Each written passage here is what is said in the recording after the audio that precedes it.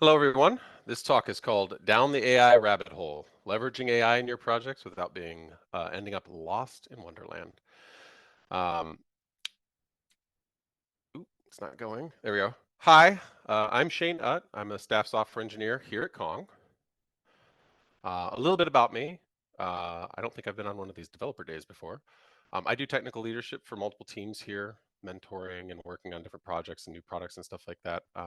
Most of my background is in networking, Linux containers, and Kubernetes. I'm most comfortable working in like systems, network programming kind of stuff. So I do a lot of stuff in like Rust, C, and Go. Those are kind of the places where I'm the most comfortable. And I do a lot of open source work, which, if you do know me, that's probably where you know me from. But lately, been doing a lot of AI and ML.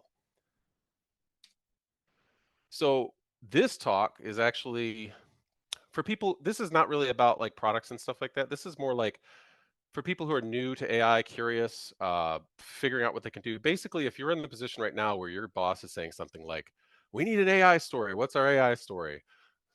This talk is meant to be kind of helpful for you potentially. So it could be helpful to everybody. Mostly, I think it's a little bit more geared towards engineers and maybe product managers. But if you're not like in the group, I think you'll probably get something out of it. But it's kind of geared towards, you're trying to figure out what to build or how to get started. So the agenda for today is we'll kind of do an overview of the landscape in general. We'll look at the opportunities for building with AI. We'll talk about some of the challenges in doing that and how to mitigate some of those challenges. And then we'll go a little bit further down the rabbit hole for those who are interested in. So first, today's AI landscape. Um, well, let's not start with today. Let's go back and look at like 10 years ago. What did things look like 10 years ago in AI? Well, you may have talked to your phone and said like, "Hey, I need directions," or something like that, and talked to Siri 10 years ago. Or you might have had your Nest thermostat kind of figuring out automatically the best strategy for heating your house efficiently. You may have had Netflix building up recommendations for you based on your search history, and you may have talked to one of these things. Uh, that was all 10 years ago. We didn't really call it AI then, but fundamentally it's not all, it's all rooted in the same stuff that kind of built up to today. So this was AI 10 years ago, right? Um, Fast forward to today, and one of the big things that obviously happened was ChatGPT. It really made a big impact, especially after the Transformers paper that was written that kind of led up to this. Big splash in the last few years, and you can now do things like have an ongoing conversation that feels human, so much so that the joke here is like lots of people were like actively afraid, like, are you sentient? And chat gpt is not sentient, but it was that compelling of an advancement that suddenly people were like blown away, right? And that caused a lot of stir, and that's why we're right now all thinking about AI. And there's a lot of new functionality there that just wasn't there 10 years ago because of major advancements in the last 10 years. So now you can do things like, that are kind of amazing. And me as an engineer, being able to prompt an LLM to say, write me a Rust program, and then it goes off. Not only does it just write the program, but it'll tell me about the program that it's written, give me information, and then I can dig in further. Like, very compelling, right? This is very, obviously you need to be careful with this. Don't just copy and paste this stuff. But the what it's providing, especially considering how nascent it really is, already providing a lot of the stuff that it's providing is pretty amazing. And that's why we're all here, right? Is that we see that this is, a big deal. You can also do cool stuff like this. This was, I believe I prompted it for a cyborg Tyrannosaurus Rex with a pink mohawk with its army of chickens fighting something. And it got most of the way there. I don't know why the banana's there, but it got most of the way there. I really like the picture. I think the banana is a nice touch, even though I don't know where it came from. Um, but regardless, the ecosystem for this is maturing as we're seeing, and it's maturing very rapidly. Um, we have lots of different kind of models today. You're probably thinking a lot about LLMs, and yeah, there's a lot of functionality and a lot of things that you can get out of LLMs.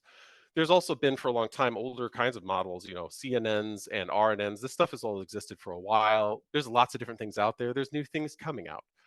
The ecosystem is not only maturing, it's just growing exponentially and very quickly.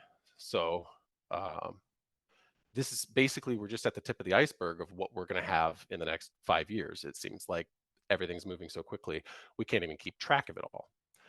Um, Another big thing that's been going on is multimodal AI. So modality refers to data or information that can be processed. That it might be text, images, video, audio, etc. And you see things like Gemini, which is a multimodal AI, can do all kinds of different things. You can, I think I have a little thing for it here. You can say to Gemini, like, tell me about this image. And if you don't know what that is, that's Tux, the mascot for the Linux kernel. I send it an image, and then it takes the image and then responds in text all about it.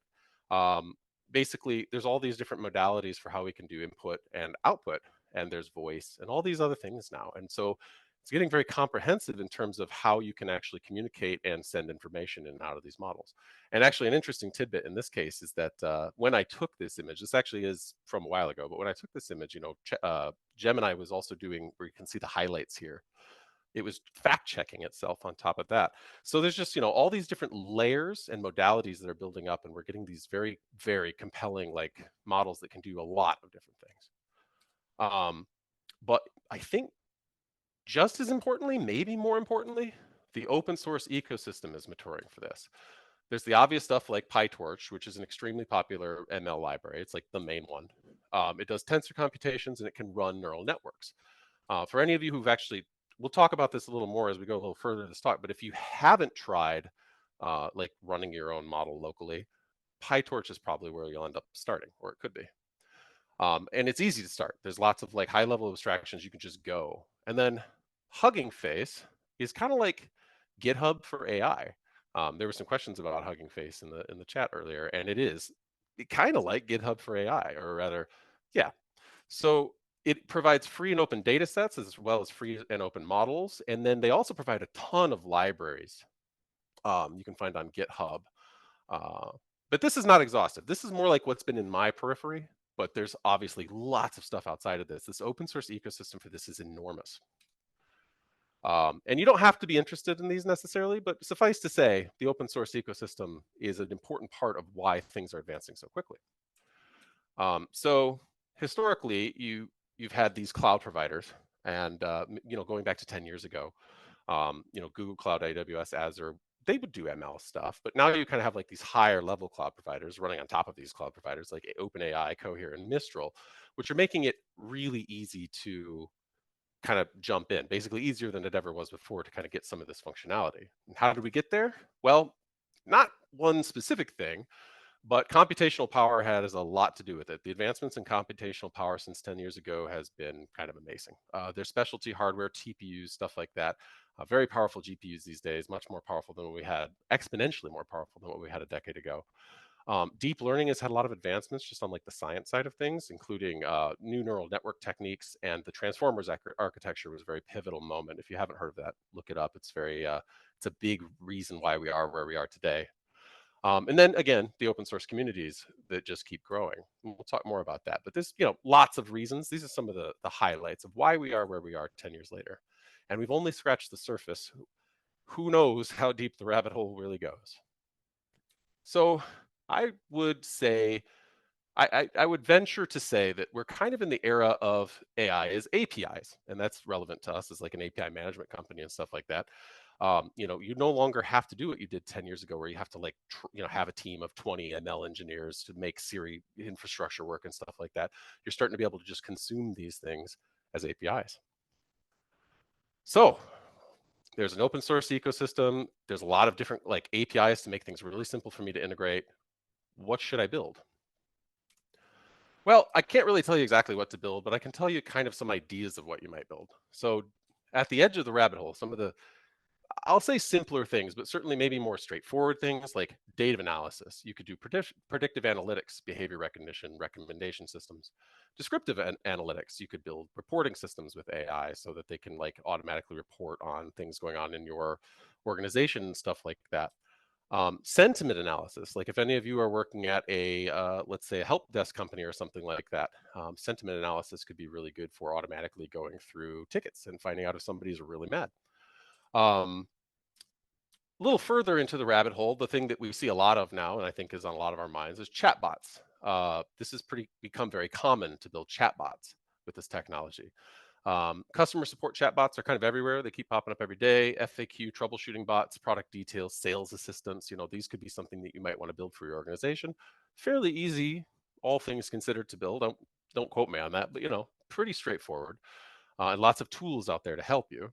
Personal assistants, reminder systems, schedule management, events management, these kinds of things, if this is more like what your organization does, and expert systems. And I have some, this was actually one of the first things that I did that was like really compelling for me, was I built my own personal expert system with, I've been doing development a very long time and have an enormous amount of books, like EPUBs and stuff like that, for all my programming languages that I've used over the years. And so I know there are things in those books that I need to get to, but it's way faster to just feed them all to an LLM and query it effectively, query my books, chat with my books to get directly to the thing that I need, than it is to go remember which book it is, go to the index, find the right section, drill down to the very specific thing. This will do that for you instantaneously. And it's one of the things I personally use chatbots for on a regular basis. Automation, a little deeper down the rabbit hole.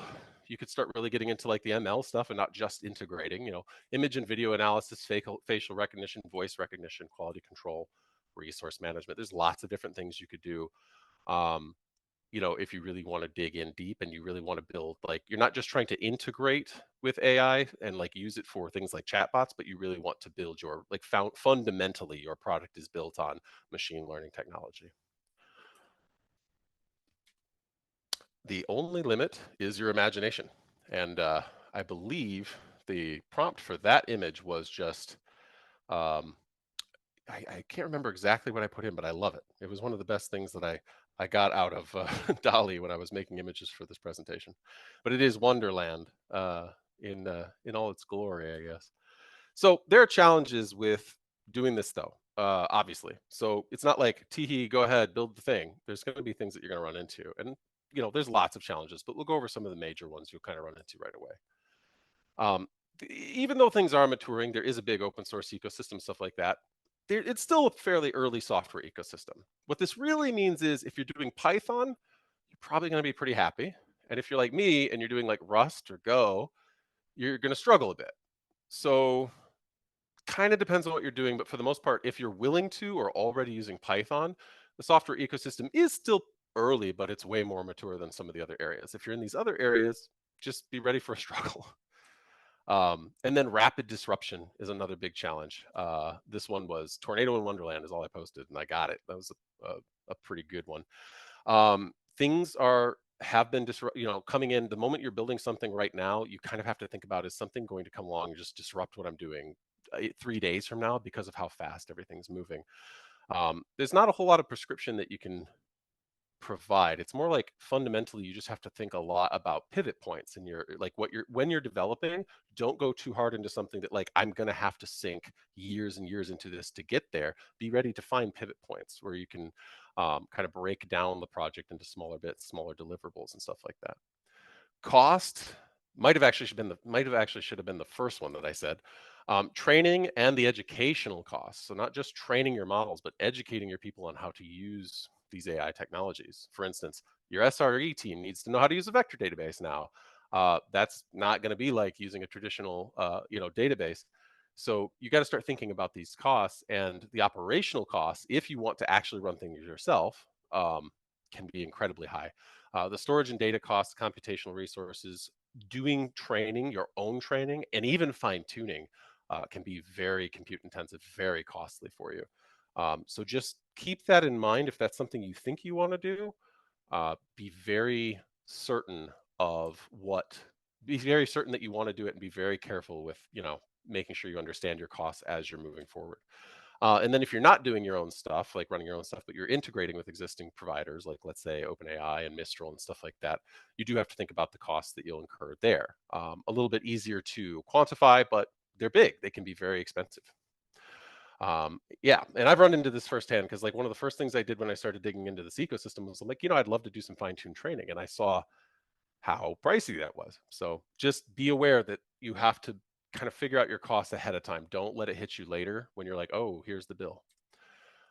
And there are ways to mitigate costs, since that's one of the bigger ones. And we'll talk a little bit about these in some detail. So Marco kind of mentioned a couple of these because they're relevant to us right now, things that we're doing at Kong.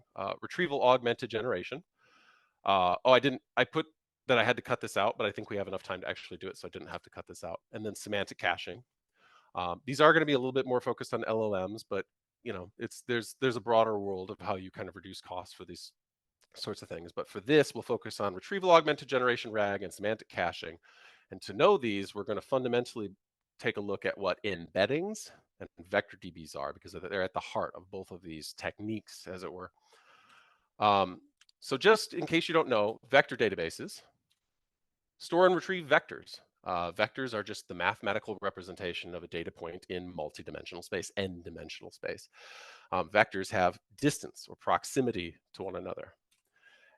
You can perform on a vector database, you can perform similarity or nearest neighbor search, or you can do a vector search. There's different verbs for this, but ultimately, if you have these vectors inside of your vector database, and let's say you have what did I do with this? The second and third one there, B and C, are in the vector database, and then you search A. The vector database will see that B is closest in proximity and return that as the top, the closest proximity vector in that search. So this is what a vector database does, and it works with vectors, which are just lists of numbers, floats and stuff like that, ultimately. So hopefully that made sense. And then embeddings play right into this, because embeddings are just vectors. They're just the same thing that you saw before, but they are particularly in like use cases with semantic caching and RAG, the vectorized representations of text. So these are produced by AI models. You could do them locally, or you can do like Mistral, OpenAI, Cohere. They all have embeddings endpoints where you can use their model to take a piece of text and turn that into vectors. And it turns out that in using those models, those vectors, if they are similar semantically, that is, you have like the word, what is GitHub? And tell me about GitHub. And you embed both of these or make embeddings of both of these, the vectors for those will be actually pretty close, which is how you can tell the similarity. These are, and that's what I was just getting at. You can store these in the vector database and then do similarity search, which is effectively just that. See how close these vectors are that were converted to vectors from text. So we will go over just briefly actually how those concepts get applied. Retrieval augmented generation, RAG, is a situation where you take you prompt and maybe some other data set, documents, whatever it is, you turn them both into embeddings, and you go through a RAG system, which ultimately does the inference on the back end. But when you do that inference, you have the prompt being forwarded forward with all of your documentation, so that when you get the response back, it has all that additional context in order to do inference and give you a, well, let's just get right here. It gives you improved response quality, and it's adaptable because you can then reduce the amount of like fine-tuned training. You potentially don't have to do fine-tuned training for certain use cases, and you can move it between different LLMs. Just have your RAG system send up all your documents as context along with your inference, or rather your prompts, to various different backends. And so this is a good way to save money, but also just in general be more dynamic with how your inference works, and reduces costs. Yeah, I talked about reducing like the need to do fine-tuned training. Semantic caching uses some of these components as well, vector databases, embeddings, but for a little bit different reason, a little bit different purpose. In semantic caching, you have your prompt, which gets turned into embeddings, sent to a semantic cache system. By default, when you ask, what is the Rust programming language? Let's say that's your prompt. The first time it hits the semantic cache system, there's nothing in the cache, so it just does inference. In this case, in Mistral AI, it asks the exact prompt that you asked, and it brings back the response from the LLM. But when it does that, it stores, it basically stores the embedding for that prompt inside of the vector database and associates it with a cache that then can be searched. So the next time you come through, you say, tell me about the Rust programming language. It rather, did I change that? So I think I messed up the slide a little bit, but it should be like slightly different. So instead of tell me about Rust programming language, although you could ask that, you would say like, what is the Rust programming language? And so it would be similar enough, the vector for the embeddings for that, the vectors for that text would be similar enough that it could get the cache result for the other question. Slightly different question, but close enough that the response for both of them is valid, for the both of them. And this is helpful because it reduces inference costs. For anything that is really repetitive, any questions that you get really repetitively, this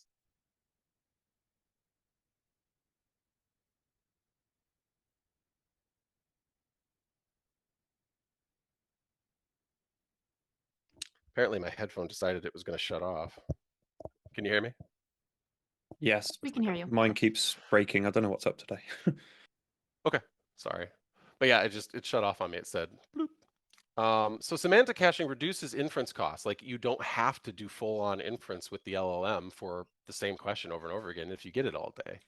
And it overall can reduce latency. So like in the testing, we have a semantic cache plugin basically that's coming up, and it goes, the difference can be between like 10, 20 seconds for some of these prompts, depending on what's going on too with the back end, to like sub-second, right? Latency overall, average latency goes down.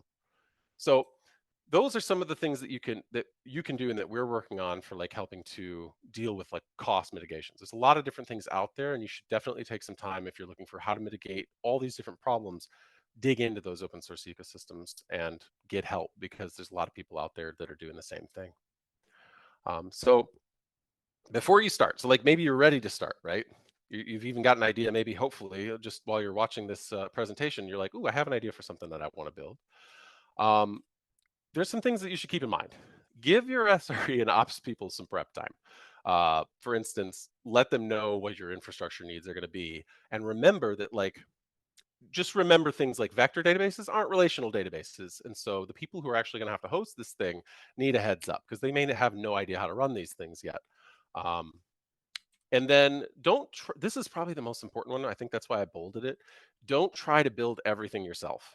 Find open source tools and find partner organizations. Let people focus on the thing you want to build, but don't try to build absolutely everything along the way. There are so many people out there right now building AI products and open source tools and stuff like that, that you should be able to focus on the main thing that you're trying to do and bring in partners for other things. And please don't forget about security.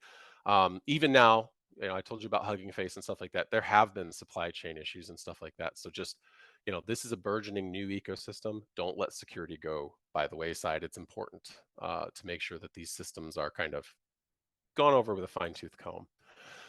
Also, keep in mind simple things like model drift. Like models become less effective over time, just naturally. If you trained your model in 2021 and you haven't retrained it since, or you don't have a new model to replace it, yeah, it's probably going to give some results that you didn't like as much as you liked 3 years ago.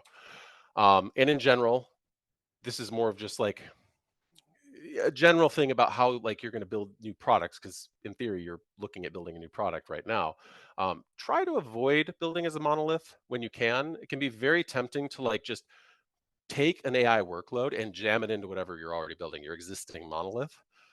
These have, especially if you're doing like the actual machine learning stuff, if you're running models and stuff like that, I've seen people, they're kind of gun ho about like, okay, well, we'll just take a model and put it in our existing Java stack or whatever. Um, these have very intense computational and memory requirements that you may not be super clear about yet, especially if you haven't spent a lot of time. So test and make sure what you're doing. I'm not saying never build in into your existing monolith or build this thing as a monolith. I'm just saying be very careful about it, because you can take an existing product that has different computational and memory kind of characteristics and suddenly really change those characteristics in a way that was unexpected for, say, the people who have to run the thing. And then please, please, please make sure this thing is documented. There's hundreds of people on this call right now. The people that are sitting next to you in virtual space may be the people that come along and are helping to maintain your thing years from now, like a couple of years from now or months from now. We're all in this together, so please document the thing. All these things are nascent, it's new. Don't forget to leave behind documentation so people know how to run these things. And overall, good luck. Um, this is one of my favorite of the little Alice in Wonderland quotes here. We're all mad here, so good luck, have fun. It really can be a lot of fun. And then stop real quick. What is Kong's role in all of this? So, why am I talking about all this? Why are we here? Well, Marco went over quite a bit of it. But basically, your company is asking, we talked about this earlier, what is our AI story? We're trying to be one of those partners, one of those things that like you don't want to do the API management part of like LLMs. You want to focus on whatever your core business logic is. That's where we can come in. And we've already gone over this a lot, so I won't go over this in depth. This is, I think, the same slide as something Marco went over, but basically the Kong AI Gateway is at the center of a lot of that right now, allowing you to manage, do traffic management for LLMs, not just LLMs, but currently today that's one of the bigger use cases. Um, in 3.8, which is coming up, we'll have some stuff that goes a little bit outside. We have like rate limiting, which is an obvious feature, which is good. More LLMs, and then we have some things that go a little bit outside of API management. So we're trying semantic caching as a feature for 3.8, and that's me. That's where I'm working, which gets in more into like the cache management side of things, so that we can provide those features to you as well right out of the box. And you're probably like, oh no, this talk was all about like how I get started and stuff like that. And there's a sales pitch. Don't worry about it. It's not really a sales pitch. We're open source, so like it's not like come and partner with us and you have to immediately jump on enterprise. Go ahead, try the open source version. It's just in the regular Kong repo. There's a link to the docs right there. You can go fire it up and try it for yourself. Lots of the functionality that you can use today with the AI Gateway is right there in the open source repo. And for those who are interested, we're going to go a little further down the rabbit hole. You don't have to be interested in this, but I was, and so this section was kind of personal. You want to stay in Wonderland, see how far it goes? Well, actually, the data science stuff isn't all that scary. It probably was a lot more scary 10, 15 years ago. But there's lots of good free courses out there now. There's high level tools. We talked about PyTorch and stuff like that. There's communities, and this is probably the most important one. Communities that didn't exactly exist 10 years ago are like really robust now, and we'll talk about some of them. This one is probably the first place I would send you if like you're like, I really want to actually learn what's going on under the hood. And you don't have to want that, but if you do, Fast AI is a course that I did. It was one of the first things that I did. I think it's still used as like the default onboarding for like Tesla's AI teams and stuff like that. It's really good resource for, in particular, this course, Practical Deep Learning. Practical Deep Learning is the best way I can put it is traditionally, if you wanted to learn something academic like machine learning and stuff like that, you might learn from the bottom up. They'll be like, teach me the mathematics first and then work your way up to something practical. That's really hard for a lot of people to learn that way, especially if right now you're already doing a full-time job. This course does it the other way. It says, I'm already a coder. Let me just get something practical running, and then I'll dig in deeper to how that actually works. And that's possible today because of the support of communities and communities like Fast AI. So if that sounds good to you, go check out this course. I found it a lot of fun. Hugging Face, which we talked about a couple times today, is basically GitHub for AI. You can find models. You can find this is the learning section. This will like Fast AI will give you kind of a fundamental understanding, but if you just need to focus on one specific thing, like I need to focus on natural language processing, they have courses in there that you can go find. And there's a link, a QR code at the bottom right if you want to go check that out. There's tons of if you prefer to just start coding, which is kind of how I do things. I just jumped in and started using Candle last year, which is like their Rust ML library, and they have tons of stuff. Hugging Face is like producing a bunch of different libraries. You can just hit the ground running. Staying connected is really important because everything's moving so fast. Like staying on top of things. These are just some of the things like publications I follow personally, and like social media that I kind of keep an eye on to just keep an eye on what's going on. But more importantly, I think more importantly than just keeping track of things, join one of these communities. GitHub and Hugging Face have a lot of stuff going on in the AI world right now. Be a part of it. Join in. Even if you don't feel like you're like ready, everybody's there to help. It is a community. These communities are very healthy right now. And I have had a really easy time jumping in, even though, I didn't start out as like an ML engineer. And more importantly than anything else is just start building, start experimenting, start trying things. Another great Dolly. I think I just said test laboratory in Wonderland, and I got it. Um, yeah, if you don't start, you'll never finish. So start building something. Try something out. And if that all felt very overwhelming, like there's way too much going on, um, just I guess I'm just reiterating. Keep in mind, you're at the best possible time to start. Like the bar is so much different than it was 10 years ago. Like there's so many communities out there, so many people out there that are doing the same thing, that the content for just getting started is way better than it's ever been. Jump in, reach out to people, give stuff a try.